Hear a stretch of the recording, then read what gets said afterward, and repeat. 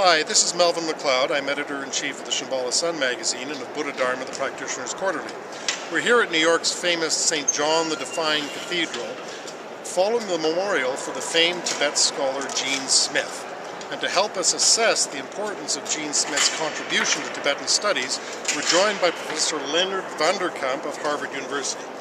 Let's start with the achievement for which Gene Smith was best known, his work to help protect, preserve the Tibetan literary and religious heritage in the period after 1959 and the Tibetan diaspora, in which Tibetan heritage was threatened with extinction or destruction. How important was Gene Smith's contribution to the preservation of the Tibetan canon? Yes, his contribution was crucial for the ongoing study of Tibet and the ongoing study of Tibetan literature, Tibet's enormously rich literary heritage. Frankly speaking, without him, I would not be sitting here talking to you about Tibetan studies or Tibetan literature. He almost single-handedly made it possible for Tibetans to get their works printed, that is, Tibetan refugees who came out of India, Tibet, to have their works printed and disseminated among a number of different libraries under the famous PL 480 program. It's the Library of Congress program. What the Public Law 480. Essentially it was an exchange of books for grain shipments that had been given to India previously.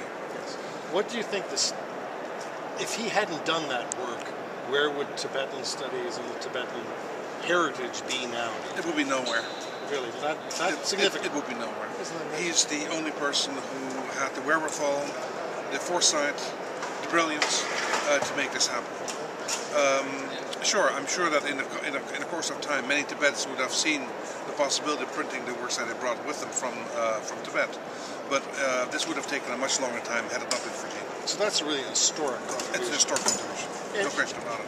Especially in view, especially in view of the fact that during the Cultural Revolution, so many of Tibet's main cultural monuments were destroyed by Red Guards, both Chinese and Tibetan Red Guards. Yeah? And so as a result, ballpark figure, maybe 98% of Tibet's monasteries, including the libraries, were razed to the ground. There's nothing left of them. Yeah? Maybe 2% remained. And so his contribution to the preservation and ultimately also dissemination of Tibet's incredibly rich, inordinately rich Tibetan literary heritage is unthinkable. And I've learned so much today about Gene Smith's contribution, and important figure and scholar in Tibetan studies, translation, one after another, has come forward to basically say Gene Smith inspired them, Gene Smith gave them their start.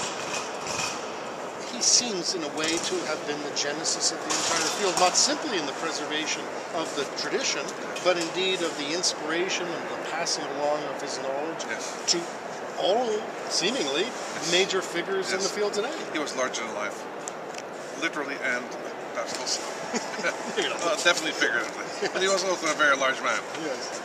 He did. His generosity is almost legendary. He would have people stay in his home, read through his books, read through his personal notebooks. His home was open to anybody who had interest in Tibetan studies. Not only foreigners, but also Tibetan lamas were very welcome guests at his home, and sometimes stayed for weeks, months on end. Yes. Working there, talking to him, discussing things, and also helping him publish these books. So he was responsible for putting together probably about 9,000 or 10,000 volume Tibetan library that was published under his aegis by the Library of Congress office in New Delhi since the late 1960s. How extraordinary it is that, in effect, an entire field of study and the preservation of an entire nation's culture should, in the end, have been dependent on one heroic man. One heroic man who happened to be born in a Mormon family. Isn't that amazing? Thank you very much. That was a pleasure. You're quite welcome.